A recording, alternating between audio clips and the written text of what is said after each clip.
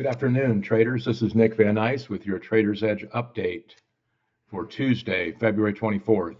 This is a special market alert, special opportunity alert.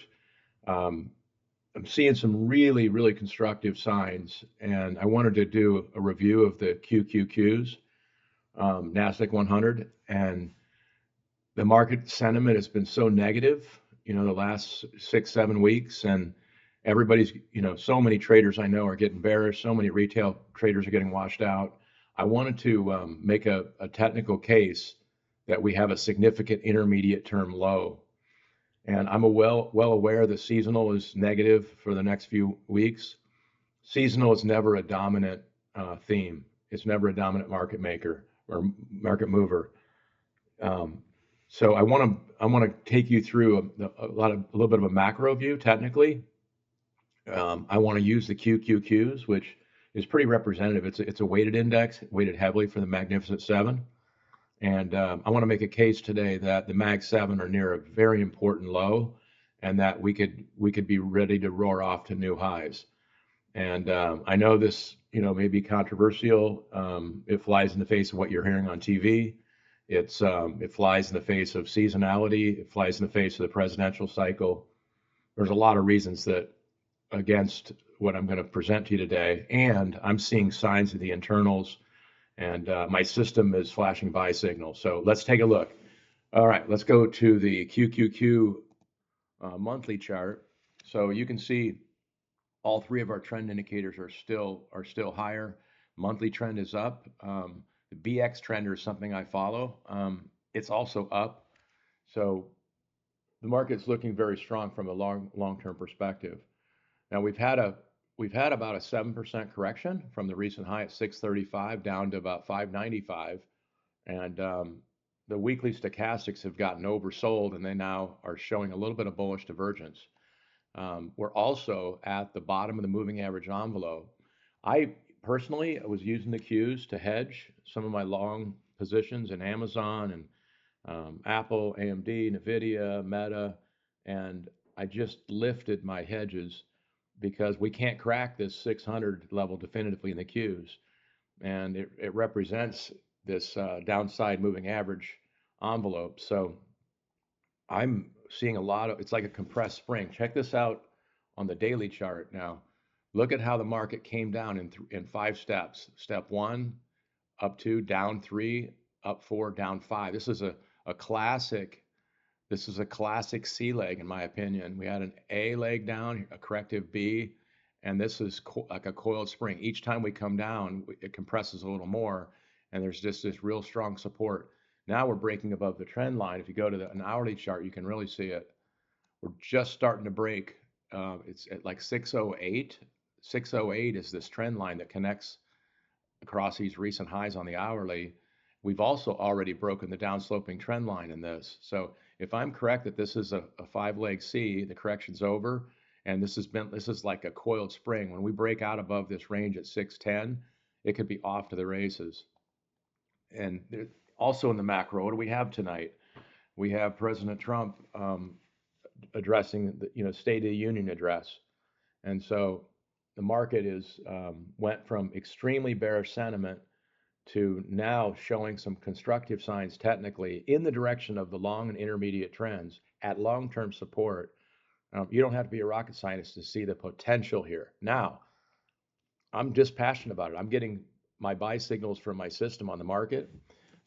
Let's look at some of the members of the Mag 7. Let's start off with Amazon. Amazon, big head and shoulders base forming on the hourly chart. Looking at the weekly chart and the monthly chart, we just tested the bottom of the moving average envelope on the monthly chart, and stochastics are kind of mid-range. They were oversold, and now we've kind of bounced back.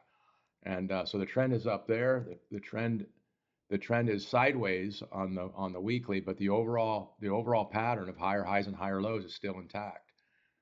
So and the weekly stochastics are just turning up from oversold. So I'm hugely bullish Amazon, and it's been a frustrating year so far, but I think we're about ready to get healthy here. Here you can see it on the daily chart. Intermediate term trend is arguably down. We cracked this. This looks ugly on the intermediate view. But this is Amazon we're talking about. This is a one of the best companies in the world, and their profits are accelerating. AWS is growing at, uh, I think it's close to 30% a year growth. Maybe it's 24%, but it's growing really strong. And the market didn't like its capex budget. I believe it was 200 billion, and but yet you listen to the CEO, and they're saying every GPU that they can actually deploy, they can sell immediately. There's a backlog for AWS. And the fundamentals are very bullish. I think the macro is very bullish, and our technicals are starting to shift bullish after a significant correction from 250 down to 200. It's almost a 20% correction in the context of a longer uptrend. So if you look at, let's look at AMD, which made a big move today on the announcement that Meta is hitting their gates with them. They're buying AMD chips, inference chips, and they just got stock warrants. This is huge news. This means that huge pledge, that huge capex that Meta announced, a big portion of that's going to AMD. AMD is the second largest chip maker in the world, and they're still only like 400 billion of market cap versus 4 trillion. So they could 10x and just to catch Nvidia. AMD has great chips. AMD has great backlog, 2-year backlog. AMD's earnings report was stellar, and yet they sold it off 20% just on negative sentiment. So look at this really bullish configuration here. This is the weekly chart. We came down here, couldn't fill the gap. Now we're back above the moving average envelope. Very oversold, turning up with bullish divergence on the weekly. On the daily, you see we still have a ways to go. This is going to be resistance in this gap, but markets have a way of wanting to fill gaps. So, and I'm thinking this is a big A, B, C correction with C leg breaking down into 5. 1, 2, 3, 4, 5. Extreme sentiment low in major support. Daily stochastics are turning up. Weekly stochastics are hooking up, and monthly stochastics are just turning down. But we're at a post breakout pause. This is exactly what you'd expect. And I'd expect that if we get an upside breakout, this will turn right back up and it'll be off to the races. AMD is probably my favorite stock right now for potential. Amazon is the most reliable, stable stock. Now let's take a look at Tesla. I think Tesla is in a really interesting position. Post breakout pause on the monthly indicators the monthly trend indicators are solidly higher. The weekly trend indicators are still higher.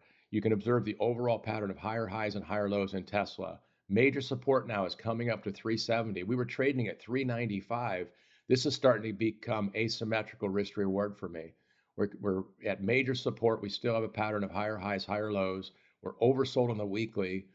And I'm in the camp that Tesla upside is massive, 5x to 7x over the next 3 to 5 years. And I think downside risk is very limited in Tesla right now, given all of the product pipeline they have coming.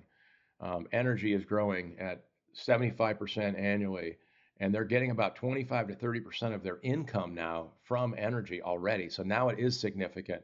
We also have robo-taxis that are due to scale in Austin and San Francisco, and based on recent hiring trends, Tesla is actually hiring people in 8 other cities right now, safety drivers and safety managers. And so they are scaling. It's working. The accident incidents were reported initially as fairly high, but upon further investigation, all of the accidents were like bumpers. There was nothing significant in any of the accidents reported, and they were reported by the media as crashes. It's just asinine, and the stock gets manipulated and sells off. I really like this action in Tesla. I love the technical setup. Look at this bullish divergence setting up higher lows across all 3 of these points here, and stochastics has dropped to a new low and is now starting to turn up. Now we've got a pop here. This stock is vulnerable in this area. If we get back below 400, we could gush down to 360, down to 340, and I'm going to be buying heavily against this 360 support on this weekly moving average. Long-term support there. I'll still be bullish, be buying more, back the truck up. But I'm thinking there's a really good shot that this pattern of this sneaky pattern of a little bit higher lows each time, this will be the 4th time we've held and rallied. If we can pop up here, it could be off for the races. Now, I'm going to take a flyer in my gut.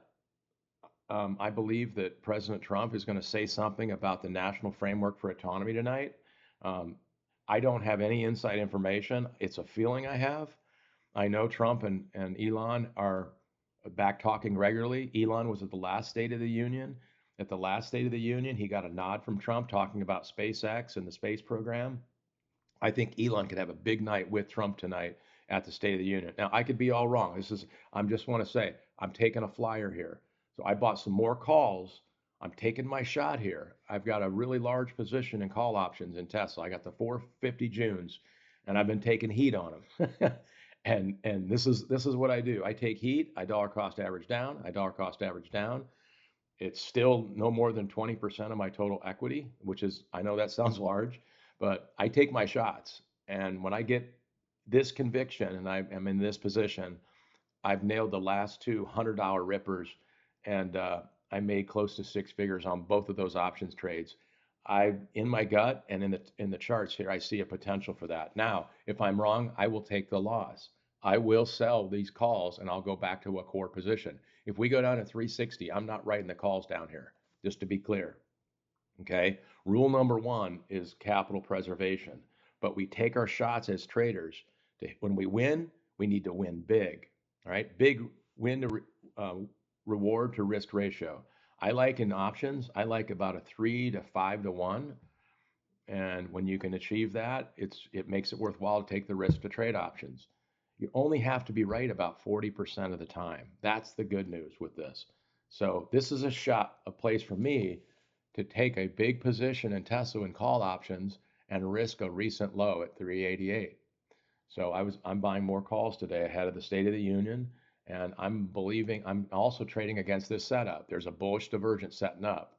So this bullish divergence gets nullified on a move below 388. This will no longer be a bullish divergence buy if we get that. Now, confirmation, I want to see a breakout above 420. If we get above 420, let's look at that on the charts. If we get a breakout above 420, which is right here, that's those lows, that's support. That'll be the pivot. Another pivot's going to be at that 437. The big pivot on Tesla is that 455 area. You get above there, it is off to the races. It's actually right here. 437 is a mini head and shoulders bottom, and that projects a move up to new all-time highs. So anyway, that's my update. Getting bullish on the market, getting excited. NVIDIA earnings out today. I think they're going to crush. They're good. NVIDIA, Jensen is world class at doing these conference calls and the earnings. NVIDIA is world class at surprising to the upside. And I think just given how negative sentiment has been, if Jensen does what Jensen does today, okay, and they hit numbers and they're forecasting a nice increase in their forecasts the rest of the year, I think the market could just explode on that. I'm seeing it. Now, if I'm wrong, I'll be wrong and I'll take my losses. All right. We don't risk any more than 5% of equity on a trade. And we don't, you have to be humble at this game. If you're wrong, you're wrong. The market's always right. So I'm taking my shots here. And anyway, hope you have a great day. Talk to you later. Bye.